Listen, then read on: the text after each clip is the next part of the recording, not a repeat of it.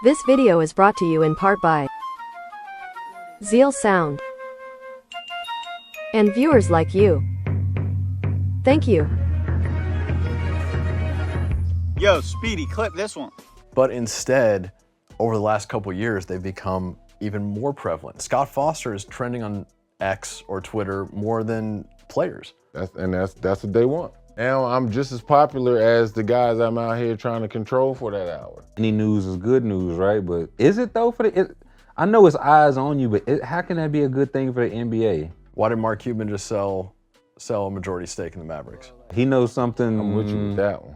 that we do not. The team's playing well. Luka's 24, 5, like crazy young. I thought you'd at least ride that out, but he knows something coming down the pipeline to where he was like, The man sold broadcast.com for how many billions of dollars and is known for selling things at their peak. And when it comes to the league right now and creating storylines and where the league is headed as far as the TV money that funds everything, ESPN, as we know, is dead or dying. There's been a blank check for the NBA from those two companies for a long time, and I don't think that's going to continue. As a fan, that's where I thought it was just, on the up and up. They would only go that way. And I've heard like NBC wants to get back in, Amazon definitely wants to get in, whatever new platforms.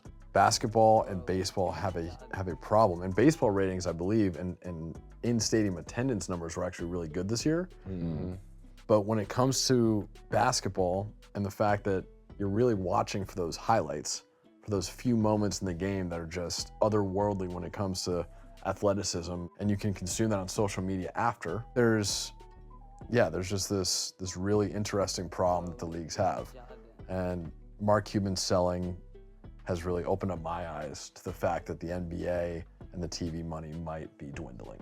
Cuban sells the team, which was fishy to begin with. He was always like, I'm Mavs owner for life. Then all of a sudden he sells it to this Vegas group that has gambling ties. Did the league say, we'll greenlight the team, but you got to trade Luka to the Lakers in 2 years? Hoping they just swap teams with the Vegas expansion in a couple years. No players was involved in this decision. This was billionaire business. The last 12 to 15 years, the players have decided what we want to do. This was the owners, the governors, the billionaires deciding what they want to do. And so I looked at the business of the game. Stars in the game today are all international players. At 25 years old, gets traded to the Los Angeles Lakers. The biggest market in the world for sports. Just signed a $25 billion TV deal, being the face of the Lakers. But you also get to put him with LeBron James, the guy who's been the face of the league, who can show him how to be the face of the league, and also who can show him how to take care of himself the way he needs to take care of himself. That is the best example you can have. This is a rare moment where I actually believe that everybody is telling the exact truth. I know that there is QAnon, Illuminati, 4D chess theories. There has to be something catastrophically wrong to let go of a 25-year-old who's a generational talent. How is it that this particular franchise keeps getting these huge names to come to their franchise? You know, covering the league, that there are an abundance of executives, despite the troubles, who would have never moved them. That's the point. Sheed and Tyler have not posted on their podcast in a very long time. Could this be a reason why? Let's just think about it for a second. Rasheed Wallace has been saying a whole lot ever since he's been in the NBA. Now that he's out of the NBA, he's saying a whole lot more. And January 7th, 2024, a question was asked. Why did Mark Cuban sell majority stake of the Dallas Mavericks with a 24-year-old international franchise player? Why? Sheed and Tyler, he knows something. Something's coming down the pipeline.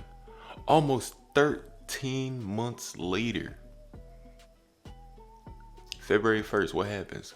Luka Doncic to the Lakers. I know all these conspiracies about, Nico Harrison and all these types of different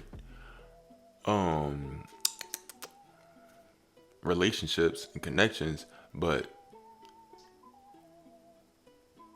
this is 13 months ago. Mark Cuban been sold majority stake. Is there some even bigger at play? Could this have been in the making, in the working for 2 years? 24 months for a Luka Doncic trade? Mark Cuban refused, was like, man, y'all ain't gonna force this down my throat. I'm gonna just sell majority stake.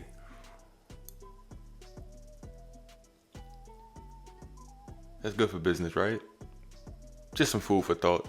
Catch you on the flip. Appreciate everybody for tapping in. Today's episode of Internet Wars. Speedy out.